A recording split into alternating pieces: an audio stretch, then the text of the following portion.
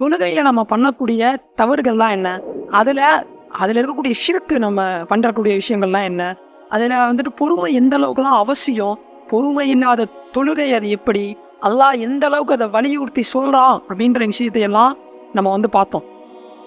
அதன் அடிப்படையில் தொழுகையில் பொறுமைன்ற விஷயத்தை பார்த்தோம். இப்போ பொறுமையை கடைப்பிடிக்க வேண்டிய ரெண்டாவதாக விஷயம், பாவத்தை விட்டு விலகுறதுல பொறுமை அப்படின்னா என்ன? அஸ்ஸலாமு அலைக்கும் வரஹ்மத்துல்லாஹி வபரகாத்துஹு. பாவத்தை விட்டு விலகுறதுல பொறுமை அப்படின்னு சொன்னால் முதல்ல இந்த விஷயத்தை நம்ம முதல்ல நல்லா புரிஞ்சுக்கணும். அதாவது பாவம் செய்யக்கூடிய செயல்முறைகள், இன்னைக்கு நம்மக்கிட்ட பாவங்கள் எதுவுமே நம்மக்கிட்ட மாறலை, அதை செய்யக்கூடிய விதங்கள் தான் நம்மகிட்ட மாறி இருக்கு. எப்படின்னு சொன்னால், இஸ்லாம் ஆரம்பத்தில் இருந்து இன்று வரைக்கும் பாவம்னு சொல்லப்பட்ட விஷயங்கள், நிர்ணயிக்கப்பட்ட விஷயங்கள் எல்லாமே இன்று வரைக்கும் அதே பாவமாக தான் இருக்கு. ஆனால் அதை செய்யக்கூடிய செயல்முறைகள் இருக்குல்ல, அதுதான் நம்மக்கிட்ட மாறி போயிருக்கு. இந்த மாடர்ன் வேர்ல்டில் இந்த மாடர்ன் டெக்னாலஜியை யூஸ் பண்ணி நம்மளால் சர்வ சாதாரணமாக இஸ்லாத்தில் மேஜரான பாவங்கள் அதில் நம்ம அதிகமாக இதால் பண்ண முடியுது. உதாரணத்துக்கு ஜினா, அப்புறம் இந்த ஹராமான தொடர்புகள், பெண்களோட பழகிறது, சாங்ஸு, மூவிஸ், இது எல்லாமே ஹராம் தான். ஆனால் இந்த ஒரு டிவைஸை நம்ம யூஸ் பண்ணி நம்மளால் அதில் ஈஸியாக நம்மளாம் பண்ணிக்க முடியுது. அன்றிலிருந்து இன்று வரைக்கும் ஜினான்னு சொல்லப்பட்ட விஷயங்கள் எல்லாமே இந்த வரைக்கும் இது ஹராம் தான். ஆனால் அன்னைக்கு அதை செயல்படுத்திட்ட விஷயம் விதம் வேற. ஆனால் இன்னைக்கு இந்த ஒரு டிவைஸை நம்மளால் பண்ண முடியும்.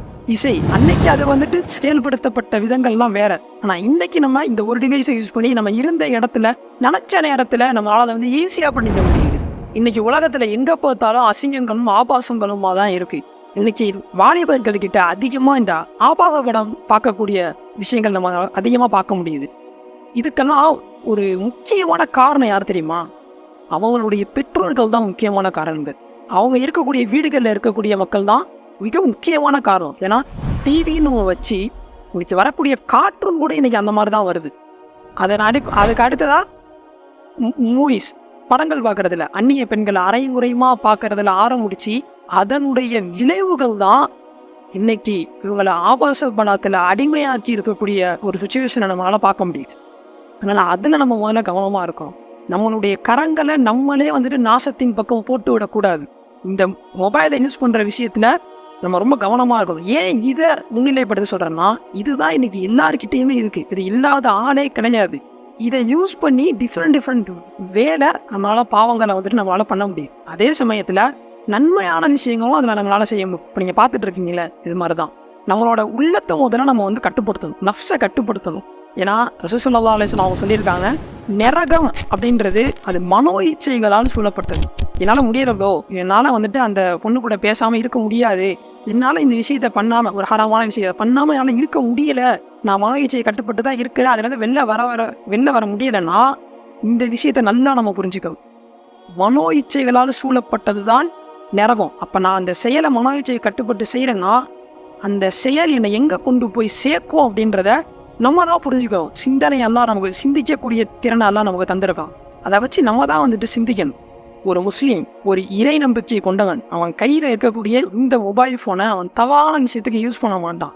அல்லாஹ் தடுத்த காரியங்களுக்கு, அருவருக்கத்தக்கக்கூடிய விஷயங்களுக்கு, மானக்கேடான விஷயங்களுக்கெல்லாம் பயன்படுத்தாமல் அதிலிருந்து தவிர்த்து கொள்ளுவான். தனிமையில் இருந்தாலும் ஷைத்தான் அவனை எவ்வளவு தான் தூண்டினாலும் அல்லாஹ்வினுடைய பார்வையை மேலே இருக்குன்றதை பயந்து அவன் தன்னை தற்காத்து கொள்வான். தன்னுடைய கரங்களை அவனே நாசத்தின் பக்கம் போடாமல் அவனை பாதுகாத்து கொள்வான். அப்படிதான் நம்மனே இருக்கணும். த கிரேட்டஸ்ட் ஜிஹாத், தலை சிறந்த ஜிஹாத், உங்களுடைய உள்ளத்தோட, உங்களுக்குள்ளே ஏற்படக்கூடிய அந்த தீய எண்ணத்தோட நீங்கள் போராடுவது தான். தவறான எண்ணம் வரப்போகும்போது, பாவம் செய்ய தூண்டும் பொழுது அல்லாஹ்வுக்கு பயந்து இந்த பாவத்தை செய்யாமல் அல்லாஹ்வுக்காக அதை விட்டுறோன்னு சொன்னால் அதை விட ஒரு சிறந்த ஜிஹாத் இன்னைக்கு இல்லை.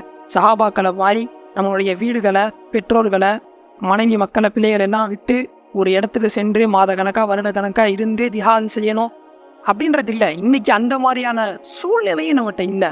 ஆனால் இன்னைக்கு ஒவ்வொருத்தரும் ஜிஹாத் செய்ய முடியும். அவங்களுடைய உள்ளத்தோட அவங்க சண்டையிடுறது தான். பாவமான காரியங்களில் விழாமல் அல்லாஹ்வுக்காக பயந்து இருக்கிறது தான். அதை விட சிறந்த ஒரு ஜிஹாது கிடையாது. இன்னைக்கு பெரும் பாவத்தில் விழுறதுக்கெல்லாம் ஒரு முக்கியமான காரணம் என்ன தெரியுமா? சிறு சிறு பாவங்களை அதை பாவம்னே தெரியும், ஆனால் அதை பாவமாகவே கருதாமல் நம்ம ஈஸியாக அதை நம்ம செஞ்சுட்டு போயிடும், எந்த ஒரு மன உறுத்தமுமே இல்லாமல். அதுதான் நம்ம பெரும்பாவத்தில் வின்றதுக்கு ஒரு வழியாக நமக்கு வந்துட்டு அமையுது. சைத்தான் அந்த லூப் ஹோலை யூஸ் பண்ணி நம்மளை பெரும்பாவத்தை கொண்டு போய் தள்ளி விட்டுறான். ஸோ நம்ம சின்ன சின்ன பாவத்திலேயே நம்ம வந்துட்டு பேணுதலாம் நம்ம இருக்கணும். சுருக்கமாக பாவத்தில் விழாமல் அதுலேருந்து பொறுமை காக்கிறதுனா, அல்லாஹ்வினுடைய தண்டனையை பயந்து, அவனுடைய பார்வை என் மேலே இருக்குன்றதை பயந்து, ஒரு பாவத்துக்கு ஒரு தண்டனை இருக்குல்ல, அதையெல்லாம் பயந்து பாவத்தில் விழாமல் அல்லாஹ் தந்த அருளை கொண்டு போதுமாக்கி கொண்டு தன்னை தற்காத்து கொண்டு வாழ்கிறது தான் பாவத்தில் இருந்து விலகிறதுல பொறுமை காக்கிறது. ஏன்னா அல்லாஹ்வினுடைய பார்வையை விட்டு ஒரு நொடியும் நம்ம வந்துட்டு நகர முடியாது. நம்முடைய தாய், தந்தை, நண்பர்கள், ஏன் ஒரு சக மனிதனுக்கு முன்னால் கூட நான் பாவம் செய்கிறத விரும்ப மாட்டோம். ஏன் அந்த பாவம் வெளிப்படுவதையும் நம்ம விரும்ப மாட்டோம். அப்படி இருக்கிறப்ப என்ன படைச்ச ரப்புக்கு முன்னால அந்த பாவத்தை வெளிப்படும் பொழுது அந்த நிலையை யோசிச்சு பார்க்கணும். என்னால் இந்த பாவ சூழ்நிலையோடு அல்லாஹ்வை போய் சந்திக்க முடியாது. அந்த மனோநிலையை முதல்ல கொண்டு வந்துட்டாலே பாவத்தை விழாமல் பொறுமையோடு நம்மளால் அந்த பாவத்தில் இருந்து தற்காத்துக்கொள்ள நம்மளால முடியும். அதே சமயம் அல்லாஹ் அதுக்கெல்லாம் ஹலாலான ஒரு வழியை வச்சுருக்கான். அது நம்மக்கிட்ட வர வரைக்கும் பொறுமையோடு இருப்போம். ஹராமை காட்டிலும் ஹலால் அது மிக சிறந்தது. அதில் தான் நிம்மதி இருக்குது. ஹராமில் ஒன்றுமே இல்லை, எல்லாமே அற்பம் இன்பம் தான் இந்த உலகத்தில் எல்லாமே. இப்போது பாவத்தை பொறுமையை கடைபிடிக்க வேண்டிய 2வது இடத்த பார்த்தாச்சு. இப்போ 3வது இடம் அப்படி என்னன்றதை இன்ஷா அல்லாஹ் அடுத்த வீடியோவில் பார்ப்போம்.